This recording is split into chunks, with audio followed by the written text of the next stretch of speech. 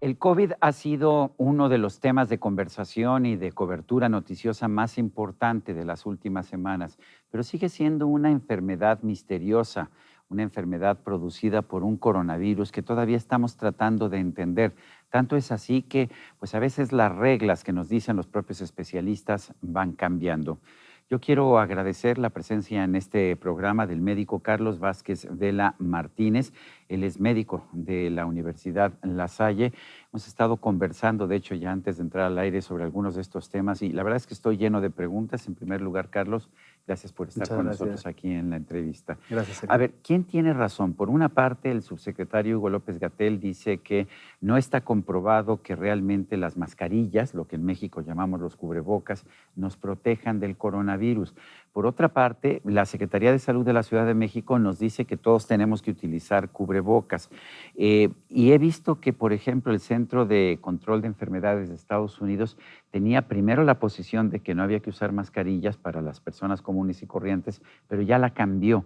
¿Qué es lo que estamos encontrando y por qué están cambiando las recomendaciones? Sí, es una gran pregunta. De hecho, empezó, como bien dices, la CDC a recomendar que La no. CDC es el Center for Disease Control, el Centro de Control de Enfermedades de allá de Atlanta, en Estados Unidos. Exactamente. Y ellos empezaron a decir que, pues sí, justo al principio no lo recomendaban. ¿Cuáles eran las tres cosas que ellos proponían por las que no se recomendara para la población en general? La primera es que la gente que usa en general cubrebocas, se ha visto una persona normal, pues es muy típico que se esté agarrando la cara todo el tiempo, acomodándosela. Y eso es una justo de las recomendaciones que hacemos de no hacer, ¿no? Es decir, no hay que tocarse la cara. De hecho, yo me he tenido que acostumbrar. De repente me di cuenta que todos nos tocamos la cara todo el tiempo y yo he tenido que aprender a no hacerlo. Exacto, y todavía con un cubrebocas, pues más, ¿no? Estás Ujú. como tocándolo más. Entonces, esa fue como la primera cosa y la primera instrucción que dijeron, no vale la pena. También otra cosa que ellos decían que era bastante importante es que también los cubrebocas iban a disminuir mucho en cantidad y pues cuando fuera necesario no iban a escasear personal médico, enfermeras, etcétera, y no va a haber, cosa que también pasó, ¿no? Y que sigue pasando. Y la tercera es porque realmente, y es lo que tal vez menciona Hugo López-Gatell, que pues, científicamente hablando, o sea, no hay evidencia científica 100% que compruebe que realmente funcione contra el COVID este cubrebocas. Entonces, El COVID es un microorganismo, pero diminuto realmente, ¿no sí, es así? exacto. Hay muchos estudios, en los últimos se ha visto que mide más o menos de 70, 90 nanómetros, o sea, es Ujú. muy pequeño. Un nanómetro es una millonésima de milímetro o una Exacto. milésima Es de una milímetro. millonésima, De mi- exactamente. Son 1000 micrómetros, ¿no? sí, eso es. Entonces, sí, es muy pequeño. Y justo, pues, también es como, pues, científicamente hablando, pues, no se ha dado resultado, ¿no? Que realmente comprobemos que los cubrebocas estén funcionando. Es Ahora, cierto que incluso el R95, que es o el N95, perdón, sí, que es el cubrebocas de los médicos, que tampoco protege. exacto, se llama N95 porque, pues, sí tienes, 95% de probabilidades de que te proteja, ¿no? Si hay un 5% que puede ser que no. Entonces, y es impresionante eso, porque, pues, en realidad hasta el equipo médico, pues, el personal médico también corre riesgo, ¿no? De hecho, estamos viendo, ahora veía yo un video de un médico coreano, todas las capas de protección que tiene, porque tiene el cubrebocas, tiene guantes, tiene una careta, tiene un sombrero, y además, encima de todo, se ponen como además del vestuario médico, se ponen encima todavía una protección adicional. Sí, es correcto. Estamos, como no cubre al 100%, tenemos que tener más cosas encima, tenemos que tener, por ejemplo, algún tipo de lente o visor, porque justo también puede entrar por los ojos. Y También, ¿está comprobado que puede entrar por los ojos? sí, sí puede. O Sí. sea, se recomienda justo no tocar ojos, nariz y boca. Son como los tres sitios por donde podrían ingresar al organismo. Entonces, los ojos hay que protegerlos y también encima de esos visores también tenemos una careta y tenemos también gorro quirúrgico, tenemos una pijama quirúrgica encima, que es doble en realidad, una pijama y luego una bata Bueno, eso quirúrgica. idealmente, porque mucho de nuestro personal médico no tiene esas Sí, protecciones. desgraciadamente. ¿Por qué hemos visto tantos contagios de personal médico? ¿Por eso? Bien, primero porque al principio no se sabía mucho al respecto de este nuevo virus. Recordemos que es un virus que, como bien dijiste al inicio de la entrevista, es algo que ha ido cambiando y hemos ido como recapacitando porque vamos descubriendo nuevas Se cosas. reportó por primera vez a la Organización Mundial de la Salud apenas el 31 de diciembre. suponemos que ya andaba dando vueltas desde noviembre, pero se reportó por primera vez el 31 de diciembre. Exacto. Y fíjense cómo en 4 meses, ¿no? Y casi 5, pues la verdad es que ha estado cambiando muchísimo la información. Entonces, pues sí, conforme se van haciendo descubrimientos, vamos cambiando tal vez algunas de las ¿Es recomendaciones. cierto que los mejores cubrebocas, aunque sean de tela, tienen que tener varias capas? Es correcto. Yo siempre les digo que entre más capas tenga, pues es menos probable que pase, ¿no? Si sabemos que el N95 no es 100% seguro, pues claro, algo que tenga más capas, pues puede incrementar un poco que pasen ciertas sustancias, ¿no? ¿Por qué es tan contagioso? Y pregunto esto porque me dicen que el sarampión en realidad es más contagioso, pero no tenemos tantos casos de sarampión. Bien, buena pregunta. Y sí, ¿por qué es tan contagioso? Creo que es un bicho que ha llegado como a dar varios factores, a combinar factores que han hecho que se haya pues contagiado tan rápido, ¿no? O sea, y tan ampliamente, ¿no? Entonces, uno de esos factores es que tiene un periodo de incubación muy largo, es decir, puede empezar de 1 a 14 días. Eso quiere decir que una vez que te contagias, pueden pasar de 1 a 14 días en lo que desarrollas síntomas. Entonces, y ya eres contagioso desde ahí. Entonces ahí van 14 días que la persona va caminando feliz en la calle y ahí, pues puede ir contagiando. Por eso es hasta buena costumbre, digamos, como de buena educación traer un cubrebocas, aunque no padezca uno, no tenga unos síntomas, ¿no? Exacto. Y de hecho, ya que desarrolla síntomas, pues puedes tener síntomas 14 días. Entonces prácticamente estamos hablando de un mes tal vez de contagios posibles. Entonces, y muchos contagios silentes, ¿no? Entonces, por eso es un factor importante que ha hecho que haya sido tan contagioso este bicho. Veía yo información que dio a conocer en primer momento Andrew Cuomo, el gobernador de Nueva York, diciendo que hicieron una serie de pruebas ya sistemáticas y encontraron que el 21% de las personas en la ciudad de Nueva York tenían anticuerpos y unos días después actualizaron esa cifra a 25%. La pregunta, ¿esto significa que nos va a pegar a todos? Muy buena pregunta.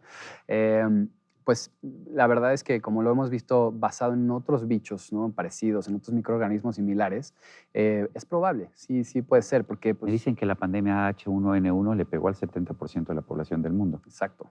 Ujú. Entonces, algo que es muy importante, sobre todo es eso, ¿no? Que saber que pues tal vez sí nos vamos a contagiar y saber que pues el 80% de las veces nos va a ir bien, es una enfermedad leve. Ujú. Sí estamos teniendo algunos casos, 15% más o menos de complicaciones, dependiendo un poco de la región, que es por lo que ha dado tanto de qué hablar este bicho, porque pues sí, al no tener vacuna, que es algo que pues, se solucionó muy bien con la influenza, tomando ese ejemplo, y que también llegó el oseltamivir, que es este medicamento que también bajó mucho la tasa de complicaciones de la influenza, pues no hay ninguna de esas dos cosas ahorita. Ujú. El, ah, ¿Cuáles serían tus recomendaciones cuando las autoridades de salud empezaron a decir lo que tienes que hacer es lavarte las manos? Lo decía y lo repetía la Organización Mundial de la Salud. La gente se asombraba, incluso los gobernantes se sentían incómodos. Si yo necesito algo dramático, no le puedo decir a la gente que nada más se lave las manos, pero sí es muy útil, ¿no es así? Sí, lavarse las manos es una súper recomendación, porque hemos visto que, pues, de hecho ya se están haciendo como estudios en donde se ven las micropartículas de COVID con luminiscencia, como para ver dónde está. Y se ha visto que, pues bien, con lavado de manos continuo, si tú tocas algo que ya tiene ahí esa partícula de coronavirus, te las lavas y es muy susceptible a, por ejemplo, a sustancias como el jabón o como el alcohol, arriba del 70%. Tengo entendido que el coronavirus tiene una cubierta como grasa, Es ¿no? correcto. Y el jabón común y corriente, porque me dicen, no, no tiene que ser detergente, es un jabón común y corriente de manos, es muy eficaz para destruir esa capa. Es cierto, sí, el jabón está siendo pues sí, el principal, de hecho, de todos estos métodos que estamos haciendo para lavarnos las manos, el jabón es el principal, pero también otras sustancias como el cloro o el alcohol. Ujú.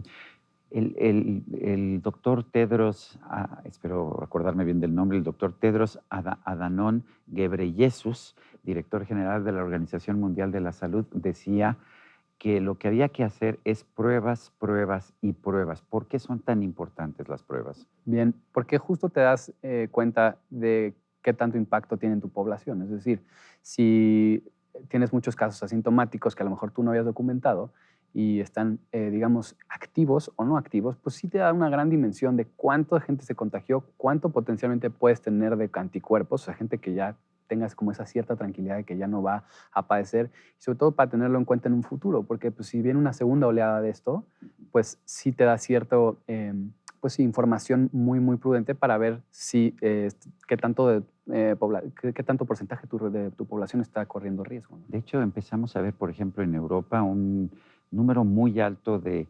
ministros, de secretarios de Estado, de ejecutivos importantes que tenían la enfermedad.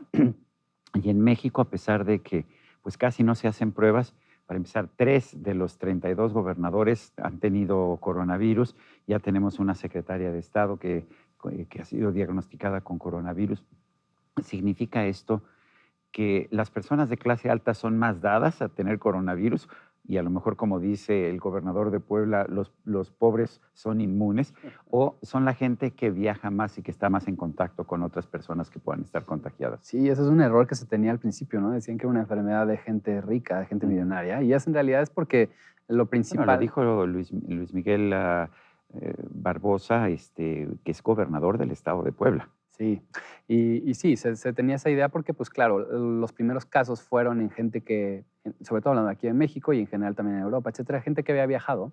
Entonces, pues sí, por ende se entiende que pues, es gente que tiene a lo mejor un poco más de dinero y fueron los primeros. Pero ahorita sabemos bien que no es así, ¿no? No discrimina. Le puede dar a cualquiera, le puede dar a la gente pobre.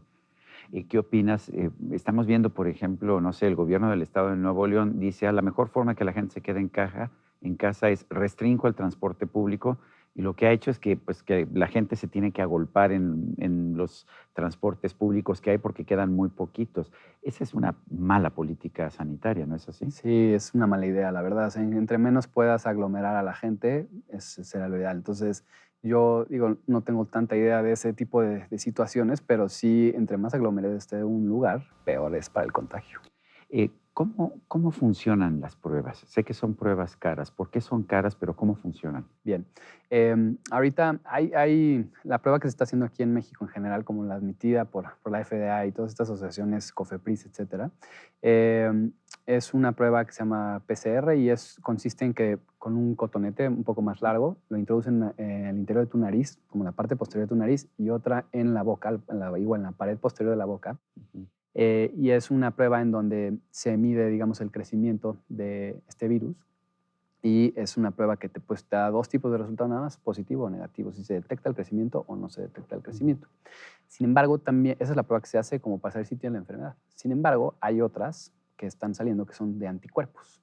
Seguro han leído que justo es lo que comentamos ahorita. De Nueva York, ¿no? Sí. Exacto. Entonces, esas ya te puede dar una idea de si ya tienes como esta inmunidad o si ya estuviste como presente o te infectaste de este bicho y tu cuerpo generó anticuerpos versus este microorganismo. ¿Está comprobado que hay recaídas, que puedes contraer por segunda vez la enfermedad? Excelente pregunta. La verdad de las cosas es que no sabemos todavía.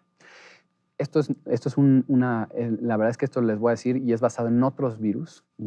A lo largo de la historia de la humanidad hemos tenido muchos virus, y este no sería la excepción.